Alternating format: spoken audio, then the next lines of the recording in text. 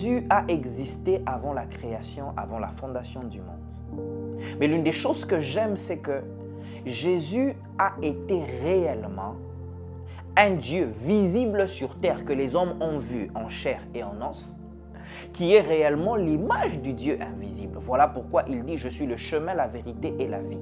Nul ne va au Père sans passer par moi. » Alors maintenant, pourquoi je parle de Jésus qui est l'image du Dieu invisible? C'est parce que j'aimerais que tu comprennes que Jésus n'est pas un Dieu hors du Dieu que nous connaissons. Jésus est un homme à part mais dans Dieu. Pourquoi j'explique ces choses? Il y a beaucoup de gens qui m'ont dit « Prophète, pourquoi vous ne parlez plus des mystères ?» J'aimerais aller un peu dans la Bible.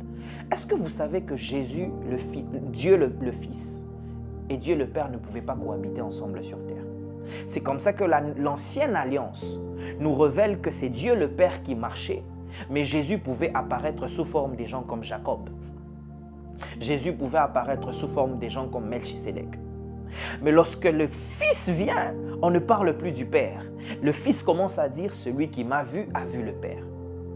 Mais après, le même Fils dit « Il est avantageux que je parte et que je vous envoie le Saint-Esprit » qui veut simplement dire le Fils ne pouvait pas cohabiter avec le Saint-Esprit sur terre. My God, tu ne comprends pas ce que je dis. Le Fils pouvait être le Saint-Esprit en même temps le Père. Voilà pourquoi il dit « Celui qui m'a vu a vu le Père » qui veut dire « Je suis la représentation du Père ici-bas ». Je reviens encore, je suis la représentation du Dieu invisible ici-bas. Et quand j'entre dans la dimension où Jésus se révèle à nous, je me rends compte d'une chose. Dans la dimension, on nous parle de la Trinité qui n'est pas un mot biblique. Attention. Alors, vous devez comprendre ceci. Jésus-Christ est un Dieu, il est tout en un.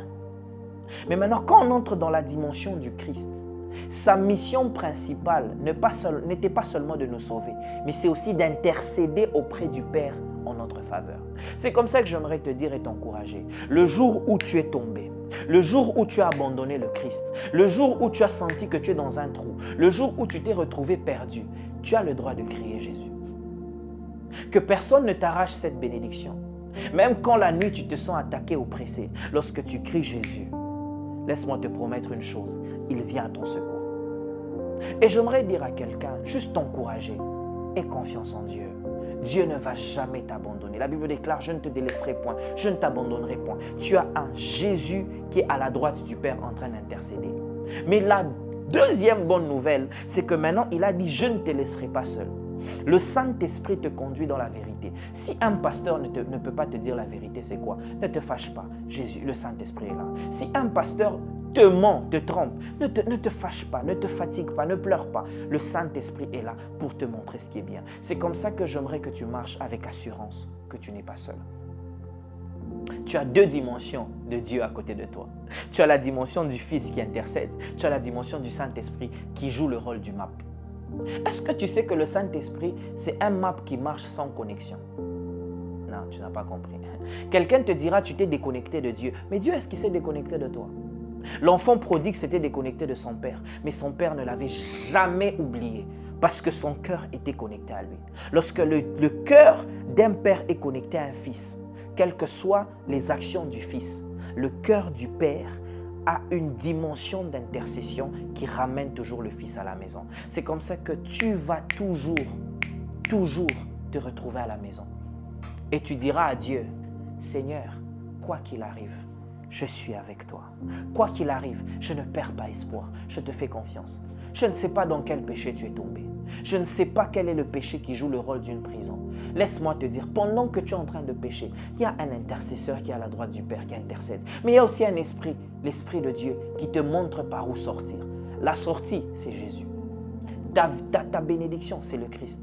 La personne qui va te sortir de ces trous, c'est Jésus-Christ. Alors tu as raison de sortir et de te lever et de crier tout haut, Jésus, aie pitié de moi. Et je comprends pourquoi c'est écrit dans la Bible en disant, Fils de David, aie pitié de moi. Le fils de David dont on parle, crois-moi, c'est Jésus-Christ. C'est le seul qui a pitié de toi et qui intercède pour toi. Lorsque Dieu le Père veut te mettre de côté, Jésus-Christ vient et dit, souviens-toi, regarde, j'ai été blessé pour cet enfant. J'ai été brisé pour cet enfant. Ne le laisse pas. alors tu peux recommencer à zéro. Tu peux repartir sur des bonnes bases. Jésus n'a pas dit son dernier mot. Ce n'est pas fini, c'est encore possible. Et tu sais quoi? C'est quoi la bonne nouvelle? C'est que demain ou après-demain, tu seras l'icône, le représentant, l'ambassadeur de Christ ici-bas.